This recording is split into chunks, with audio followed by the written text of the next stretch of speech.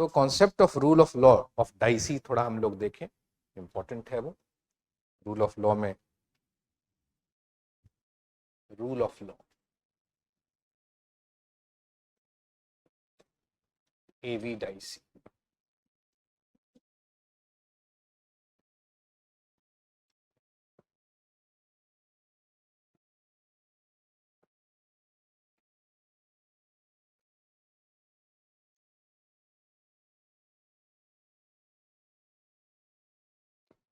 According to Dicey, note कर लो, according to dicey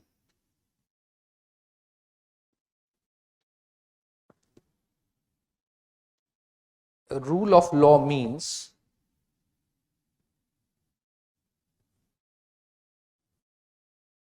the absolute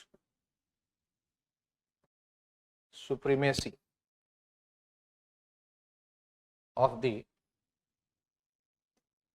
ordinary law.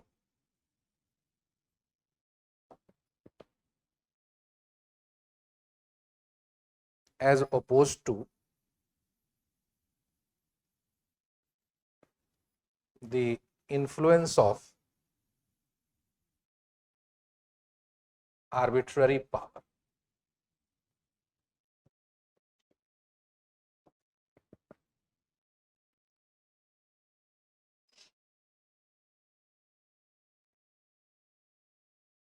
And excludes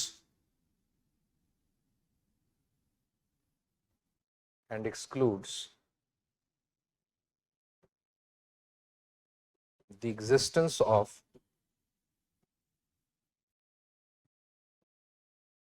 arbitrariness and prerogative.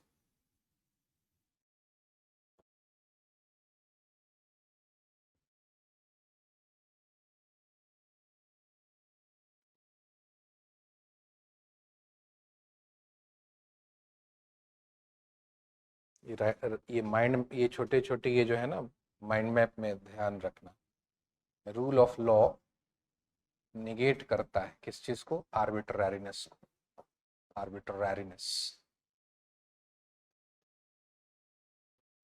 Rule of law negate करता है privileges and प्रीरोगेटिव को। Privileges के type से होते हैं प्रिविलेजेस। रूल ऑफ लॉ का वायलेशन,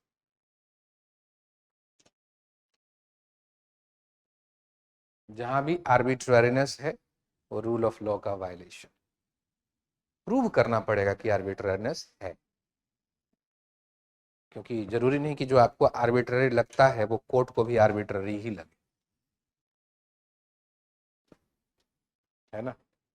आर्बिट्ररी का मतलब क्या होता है? Unreasonable, which is defined to logic and common sense, है ना।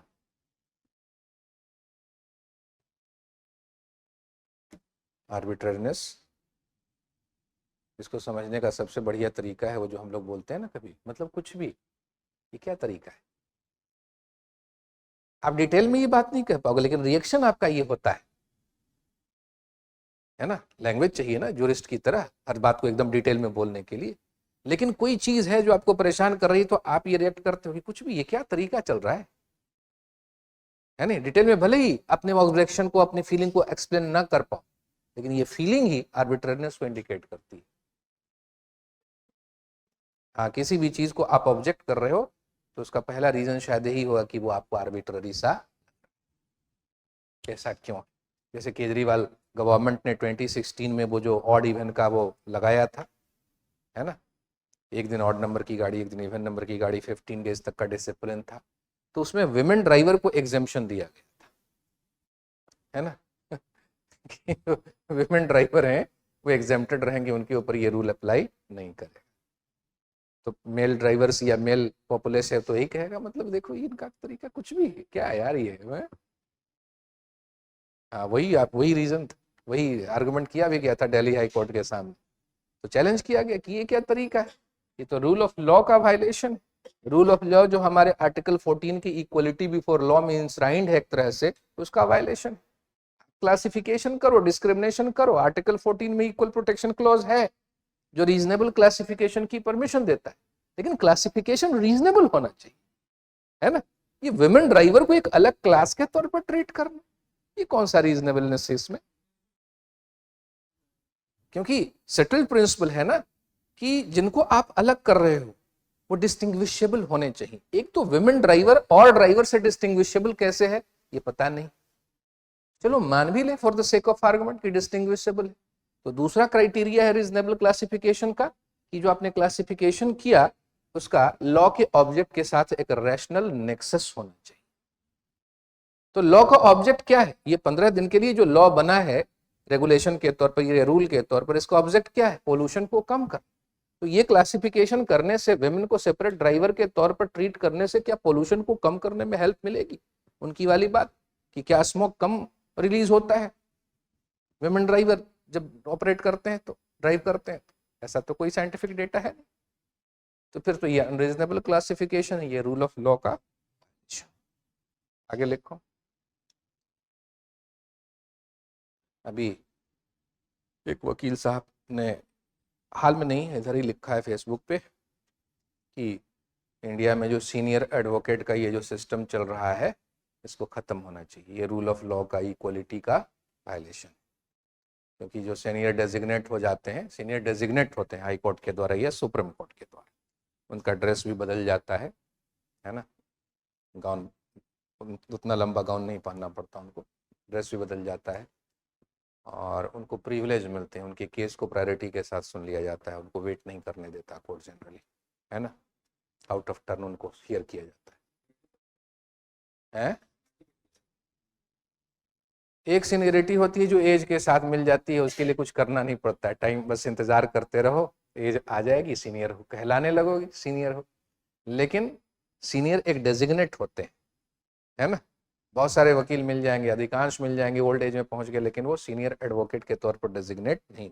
सिर्फ एज से कोई सीनियर नहीं बन जाए, सीनियर डेजिग्नेट होता है, वो हाई कोर्ट या सुप्रीम कोर्ट करते हैं। और कैसे करते हैं उसके मामले में ये है, बहुत सारे क्राइटेरियाज होंगे अंदर में जब जज डिसाइड करते हैं। तो नंबर ऑफ केसेस जिसमें आप अपीयर हो रहे हो हर साल, है ना, डिस्ट्रिक्ट लेवल पे नहीं।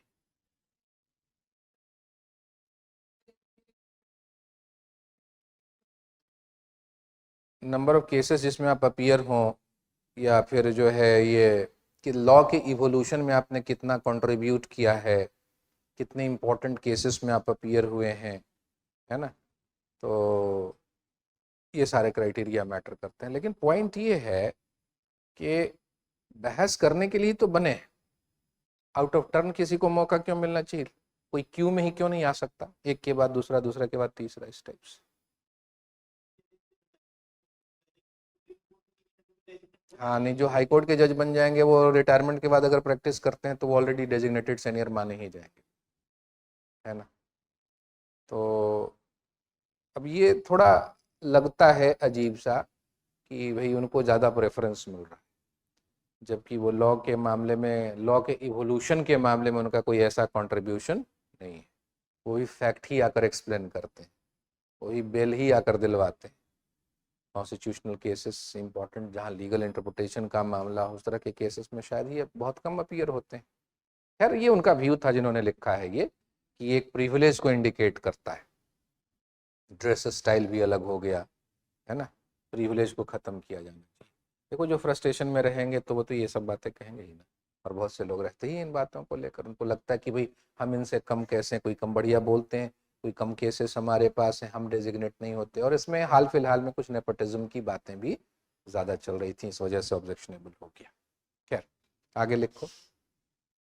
10 rule of law is antithesis of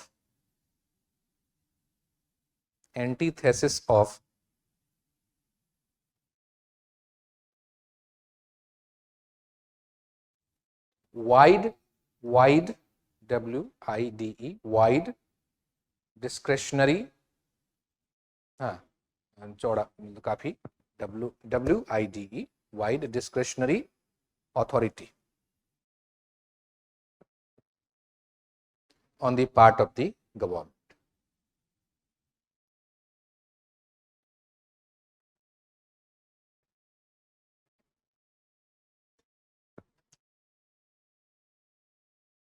Dicey said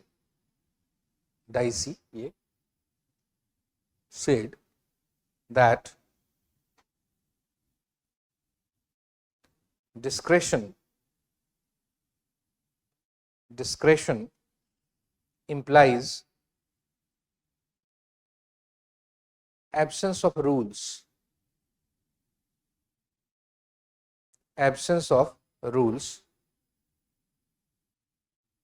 comma, hence in every exercise of discretion,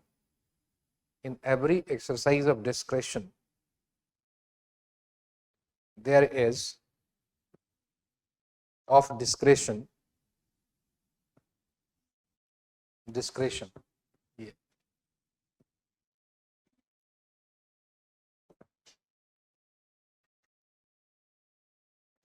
है ना, discretion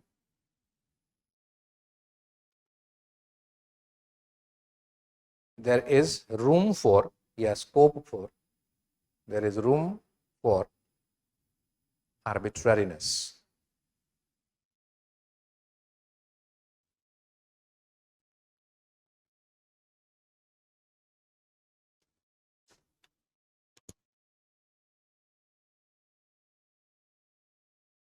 है ना,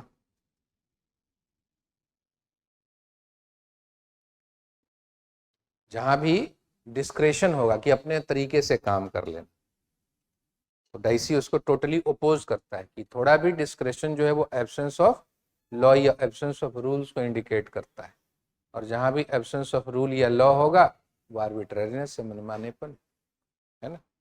डिस्क्रेशन का मतलब क्या होता है, छूट, अपने तरीके से मैटर को डिसाइड करने की छूट, उसी को कहते हैं डिस्क्रेशन, है ना। क्यों, काफ़ी ज़्यादा यूज होता है एडमिनिस्ट्रेशन में ये पावर, ये आपका जज का ही डिस्क्रेशन होता है, हाईएस्ट पनिशमेंट दे या लोअर पे रखे, ये डिस्क्रेशनरी पावर होती है जज की, मतलब ये छूट है डिसीजन के मामले में, ये लिबर्टी जो होती है उसे कहते हैं डिस्क्रेशन।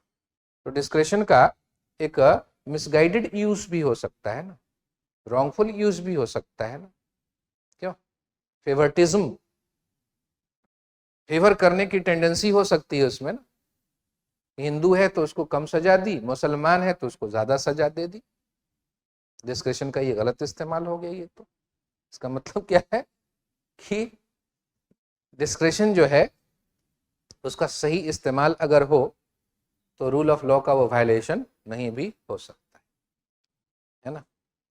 खैर अभी हम डाइसी की बात कर रहे हैं, बाद में डाइसी ने खुद ही महसूस किया था अपने लेटर एडिशन में कि डिस्क्रेशन थोड़ा बहुत तो परमिसिबल होना ही चाहिए, अदरवाइज एडमिनिस्ट्रेशन का काम चलना मुश्किल हो जाएगा। क्यों, जैसे पुलिस ऑफिसर अरेस्ट करने गए, क्यों, तो अरेस्ट करने गया तो लॉ कहता है you arrest him by what ever means necessary, ये प्रोसीजरल लॉ में है, तो डिस्क्रेशन है उसको। अब अगर हर मामले में हम उसको एकदम ये कर दें कि तुम टच नहीं करोगे उसको, तुम पकड़ोगे नहीं उसको, तो फिर कैसे वो काम कर, पता चले कि जिसको अरेस्ट करने गए हैं वो पिटाई करने लगा पुलिस ऑफिसर की, और पुलिस ऑफिसर कुछ नहीं कर पा रहा है। तो इस तरह से कुछ तो डिस्क्रेशन देना पड़ेगा। डिस्क्रेशन ज्यादा देने लगे तो फिर दिखाई पड़ा कि लेडीज को भी उठा कर ले आते हैं, थाने में बंद कर देते हैं, तो लॉ बनाना पड़ा कि सनसेट के बाद अरेस्ट नहीं कर सकते हो, डिस्क्रेशन का ऐसा इस्तेमाल नहीं होगा, सनसेट के बाद अरेस्ट नहीं कर सकते, और करना ही है तो जुडिशियल मैजिस्ट्रेट के परमिशन से लेडी पुलिस ऑफिसर के को साथ को लेकर ही अरेस्ट किया जा सकता है ना। तो डिस्क्रेशन को लेकिन टोटली शुरू में उसने निगेट किया था डाइसी ने। दूसरा, secondly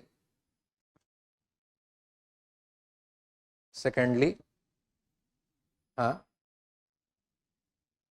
dicey attributed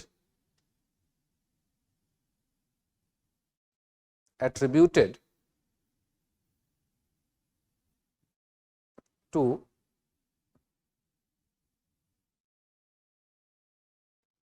concept of rule of law, attributed to concept of rule of law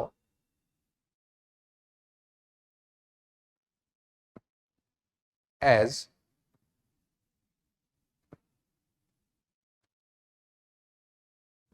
equality before law.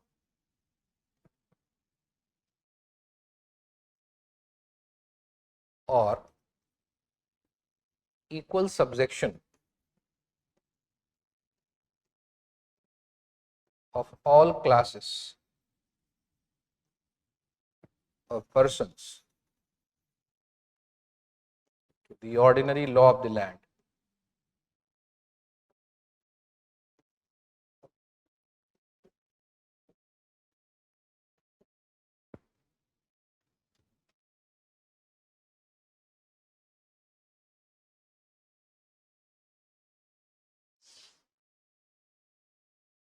यही है ना हमारा article 14, equality before law and equal protection of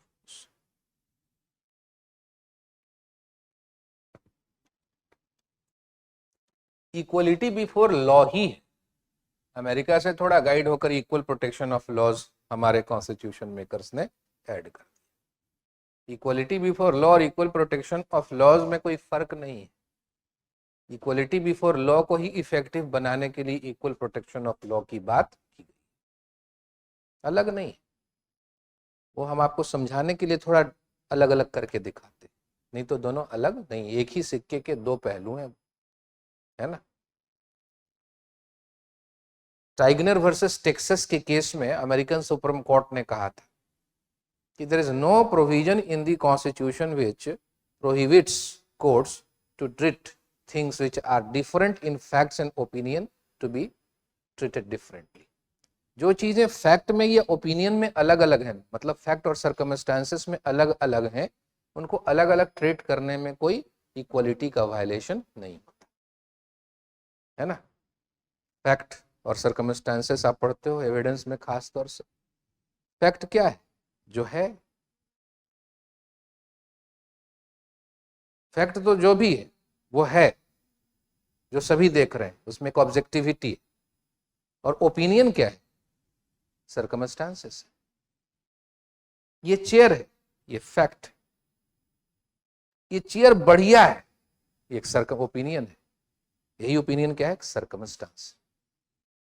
हाँ, क्योंकि हो सकता है ये चेयर दूसरे के लिए उतना कंफर्टेबल ना हो, वो सर्कमस्टांस। फैक्ट और सर्कमस्टांस में ही फर्क होता है। फैक्ट जो है वो सभी के लिए, उसमें ऑब्जेक्टिविटी होगी। सर्कमस्टांस ओपिनियन बेस्ड बातें, उसको इन्वेस्टिगेट करके फैक्ट के तौर पर प्रूव कर देना प्रोसिक्यूशन या डिफेंस की रिस्पॉन्सिबिलिटी। अगर तुम सर्कमस्टांसेस को evidence by way of evidence fact के तौर पर प्रूव कर दो तो कोर्ट उसको बेसिस बना देगा जजमेंट का। अदरवाइज सिर्फ सर्कमस्टांसेस को जजमेंट का बेसिस नहीं बना।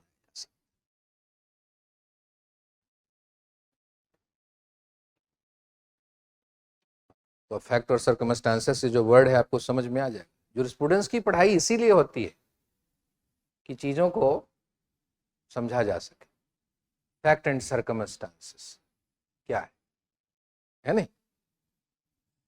वर्ड तो अक्सर यूज करते हैं क्रिमिनल लॉ में, facts and circumstances. Fact objectivity है, सर्कमस्टांस उसके मामले में ओपिनियन, जो अलग अलग हो सकता है, उसको इन्वेस्टिगेट करने की जरूरत होती है। खैर, तो जो चीज अलग अलग है उसको अलग अलग हम ट्रीट करें तो उससे इक्वलिटी बिफोर लॉ का वायलेशन नहीं होता, और ये इक्वल प्रोटेक्शन ऑफ लॉ। हाँ, next further, rule of law means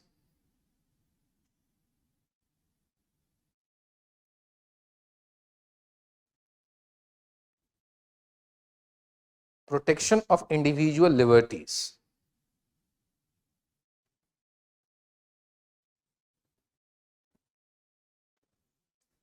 Individual liberties. तो डाइसी के रूल ऑफ लॉ के तीन इंपॉर्टेंट प्रिंसिपल हो गए। Absence of discretion, absence of discretion, दूसरा इक्वालिटी बिफोर लॉ और equal subjection of all classes of person to the ordinary law, and third protection of liberties. यही dicey के 3 important principles.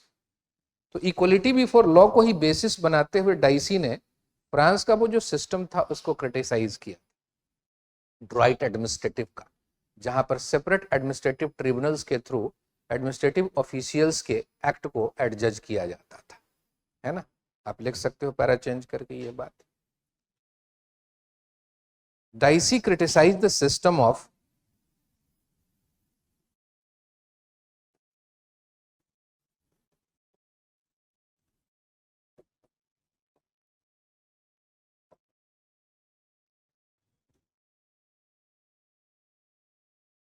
ड्राइट administrative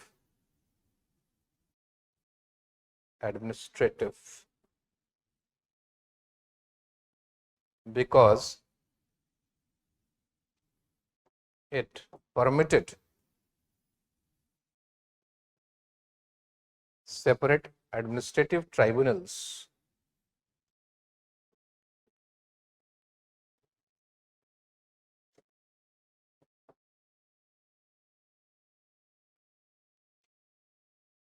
to adjudicate conflicts involving administrative officials। Administrative official की गलती से related, उनके arbitrariness से related कोई case है तो सेपरेट ट्रिब्यूनल के द्वारा हियर किया जाए। सेपरेट ट्रिब्यूनल क्यों बनेगा भाई? डाइसी ने कहा ये तो इक्वलिटी बिफोर लॉ का वायलेशन। बाद में फिर डाइसी ने अपने इस व्यू को अमेंड भी किया थोड़ा।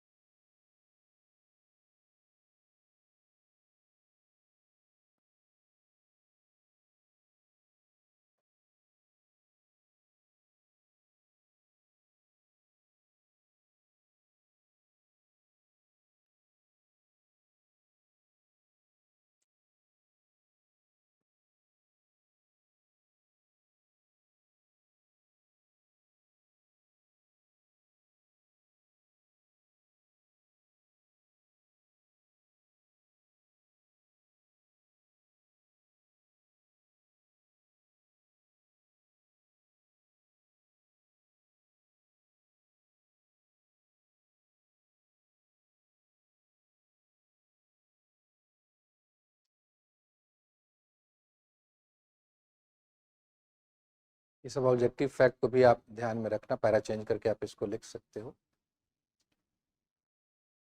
Dicey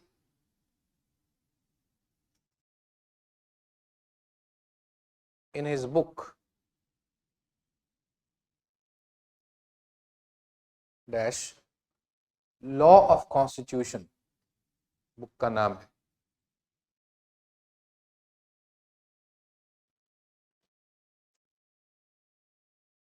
law of constitution which was published in 1885,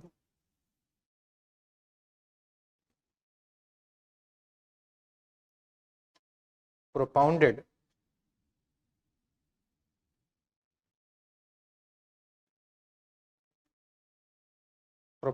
PRO 1885, Congress उसी समय बनी थी इंडिया में 1885, propounded the doctrine of rule of law।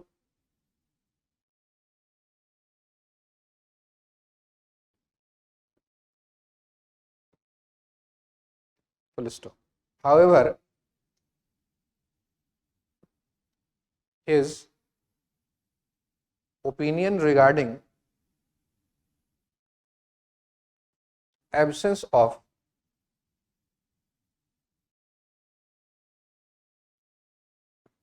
discretionary power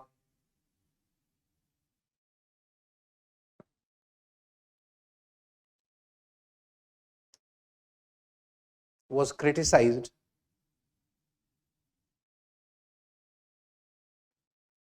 widely because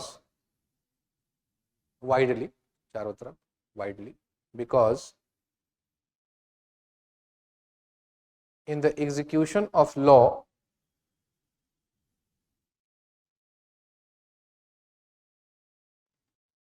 there is always a need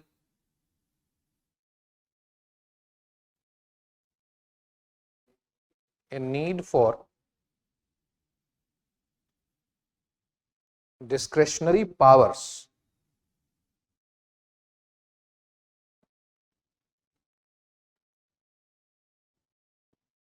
to be given to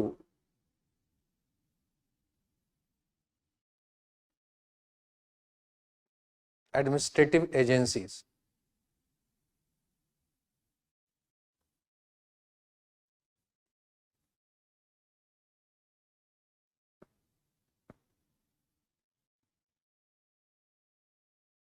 है ना, थोड़ा डिस्क्रेशन तो मिलना ही चाहिए ना, बिल्कुल डिस्क्रेशन को खत्म कर दोगे तो यही इसके क्रिटिसिज्म का मेन बेसिस था, थोड़ा डिस्क्रेशन तो ऑफिशियल्स को मिलना ही चाहिए।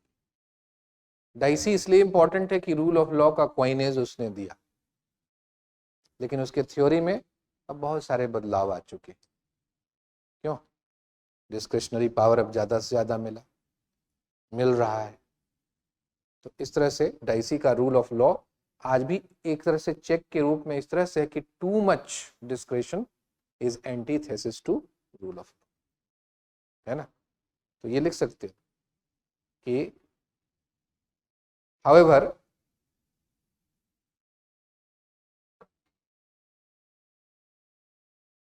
the view of Dicey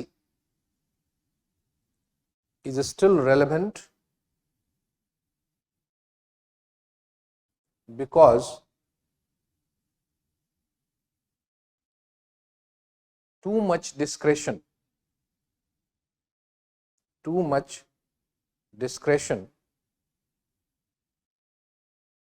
is antithesis of rule of law.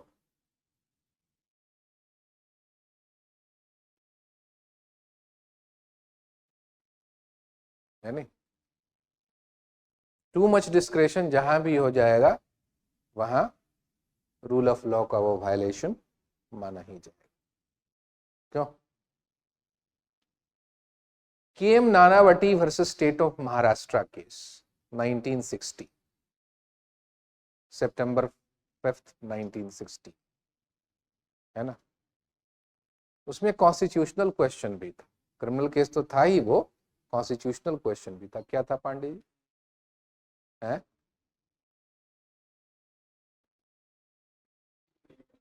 Jury नहीं, वो वाला एंगल नहीं है, वो तो है ही, वो तो अपने तरीके से डिसाइड हुआ। और जूरी, अंतिम जूरी ट्रायल उसको माना गया है, जूरी के थ्रू ट्रायल हुआ था। जूरी का मतलब होता है पियर्स, हमारे लोगों के बीच जो रिप्यूटेड है, आपको जूरी का ड्यूटी करना पड़ेगा। अगर आप किसी क्रिमिनल केस में इन्वॉल्व नहीं तो जूरी ड्यूटी के लिए आपको बुलाया जा सकता है। इंडिया में वो सक्सेसफुल क्या रहे, अधिकांश लोग तो पढ़े लिखे हैं नहीं, आज भी क्या मतलब है लोगों को, ऐसे ही चल रहा है। अमेरिका में है जूरी ट्रायल। तो खैर जूरी ने तो गड़बड़ किया ही था। 9 जूरीज थे, 9 मेंबर्स थे, जिसमें से 8 ने उसको नॉट गिल्टी वर्डिक्ट दिया था, गिल्टी नहीं, और 1 ने गिल्टी वर्डिक्ट प्रोनाउंस किया था। तो जो सेशंस जज जो थे, जो ट्रायल को प्रिजाइड कर रहे थे, जज तो रहते ही ना, जूरी ट्रायल हो तब भी जज तो रहेंगे ही ना, कंट्रोल करने के लिए एविडेंस, है ना। जज का सबसे इंपॉर्टेंट काम है लोअर कोर्ट में एविडेंस को कंट्रोल कर, जो आप एक्सपीरियंस से सीखोगे भी। तो जज ने क्या देखा कि एकदम डिसीजन जूरी ने जो दिया है आउटरेजियस है, कोई कॉमन सेंस नहीं अप्लाई। ये गाइड हो गए वो जो मैगजीन चल रही थी उस समय इमोशन से, और एक ब्लिट्स नाम की मैगजीन भी थी, पूरा मतलब मजाक बना रही थी सिस्टम का।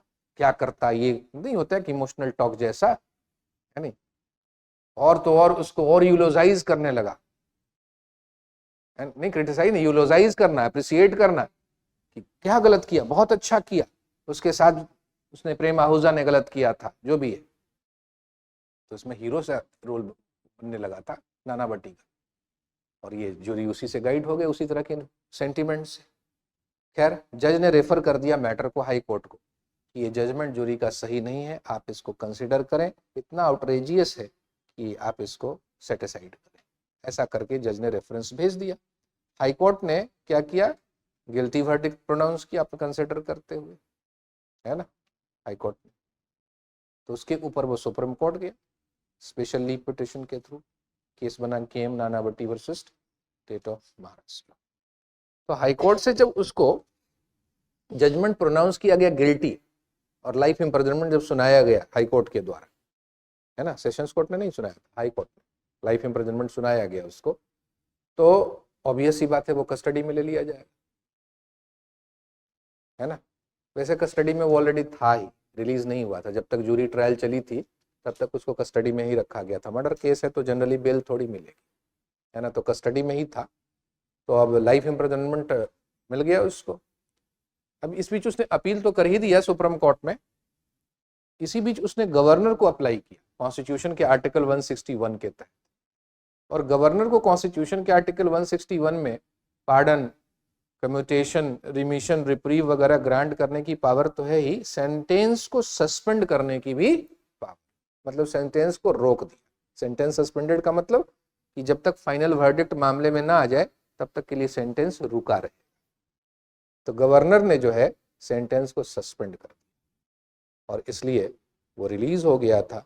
अब सुप्रीम कोर्ट के सामने जब ये मैटर आया उसका स्पेशल लीव पिटिशन वाला, तो सुप्रीम कोर्ट के सामने ये भी क्वेश्चन था कि गवर्नर क्या इस तरह से सस्पेंड कर सकते हैं पनिशमेंट को।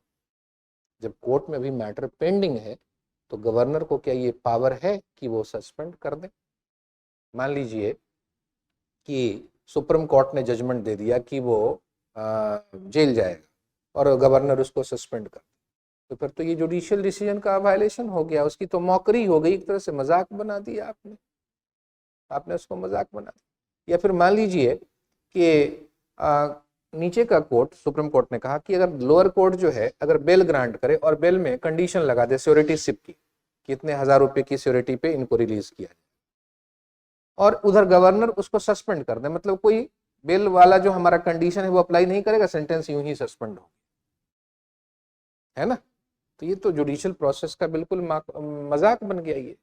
ये जो फाउंडेशन है रूल ऑफ लॉ हमारे कॉन्स्टिट्यूशन का, उसका वायलेशन माना। रूल ऑफ लॉ डायरेक्ट वहां क्वेश्चन नहीं था, कंसिडरेशन नहीं था, लेकिन रूल ऑफ लॉ वर्ड को रेफर करते हैं सुप्रीम कोर्ट ने कहा कि rule of law which forms the foundation of our constitution shall stand negated if the governor is given such a power of suspension during the pendency of the case. जब तक matter pending में है supreme court में, तब तक governor ये power use नहीं कर सकते। ये लिखना।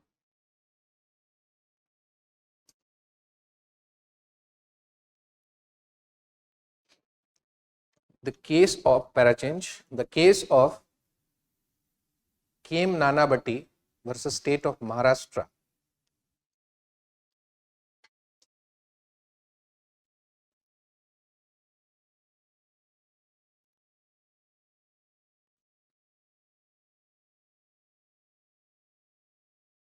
पब्लिक का जूरी का सेंटिमेंट क्यों नहीं हो जाए, क्योंकि रिकॉर्ड के बेसिस पर ही तो गाइड होंगे, है ना। KM नानावटी ने कहा था प्रेम आहूजा को कि तुम मेरी वाइफ को, मेरे बच्चों को रखोगे। उसने कहा था कि मैं इस तरह से जितनी भी लड़कियों या औरतों के साथ रहता हूं तो क्या मैं हर किसी को अपने पास रखता रहूंगा, शादी कर लूंगा। ये उसके शायद वर्ड थे मोर और लेस, जिसकी वजह से ग्रेव एंड सडन प्रोवोकेशन। तो मोरल सेंटिमेंट उस जमाने में आज भी, और उस जमाने में तो कितना हाई रहा होगा सोचो तो। ऐसा बोले वहीं गोली मार देना, तो मार ही दिया, सही किया यार, गलत क्या किया, ऐसा कोई बोलेगा। हाँ, सोशल मीडिया के युग में आपको चारों तरफ की खबरें मिलती हैं। बिहार में भी एक इलेक्शन के टाइम में मर्डर हुआ है नहीं। उसमें भी मोर और लेस मीडिया में जो बातें कमेंट के तौर पर आती हैं वो जस्टिफाइड फील कर रहे हैं कि उसकी वाइफ को लेकर के कमेंट करता था तो मार ही दिया, तो क्या गलत किया। अभी प्रूव नहीं हुआ है कि उसी ने मारा है, लेकिन जो भी हो सेंटिमेंट तो यही चल रहा है। आज भी देखो प्रतिक्रिया जनता की, मैं तो इन तरह के कमेंट में कमेंट पढ़ता हूं जनता का।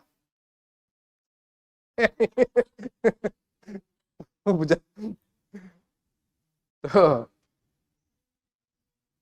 हाँ भाई, किसी की बीवी का ऐसे अपमान कोई करेगा है? देखो आज भी वही चल रहा है।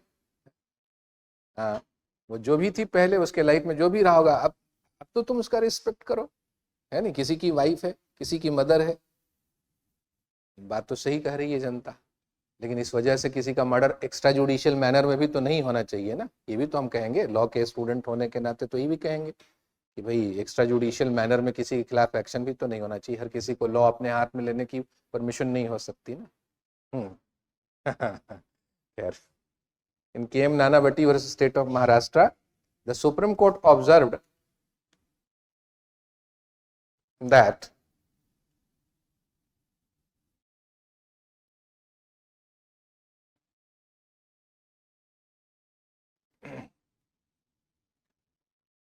the governor doesn't have the power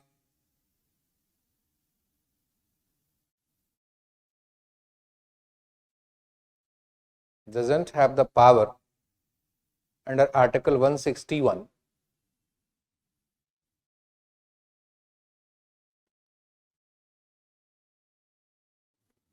to suspend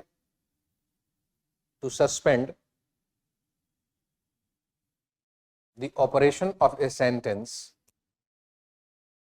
operation OPE, operate कर,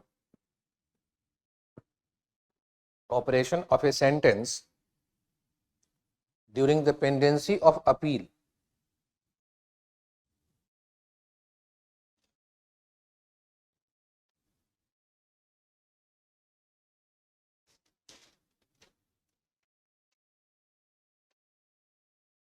to the Supreme Court.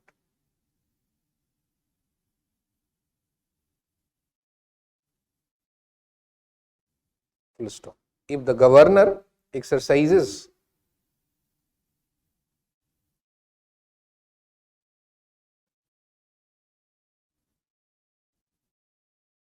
the power of suspension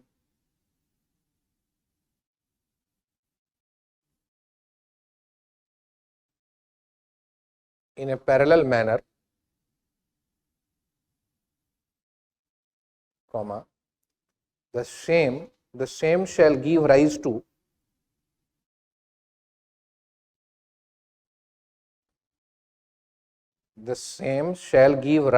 मतलब create, give rise to का मतलब होता है to create, give rise to a conflict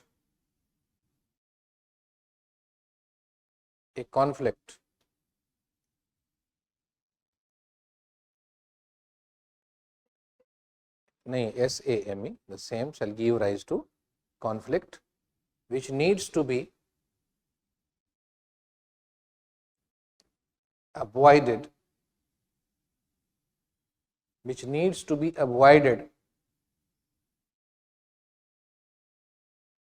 in order to prevent any invasion या attack जिसको बोलते हैं INVASION, any invasion of the rule of law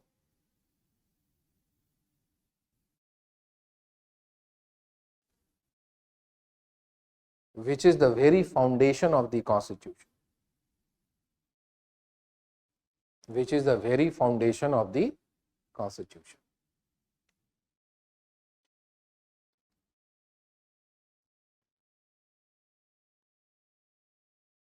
rule of law which is the very foundation of the constitution को inverted comma में कर लीजिए, exactly वो word use किया गया वहाँ, और आपको पूछ देते हैं पीटी में परेशान करने के लिए कि किस केस में सुप्रीम कोर्ट ने कहा था rule of law is the very foundation of the constitution. Question set करना तो इतना आसान काम होता है ना, कहीं से उठा लो, है ना। Rule of law is the foundation of the constitution किस में कहा गया।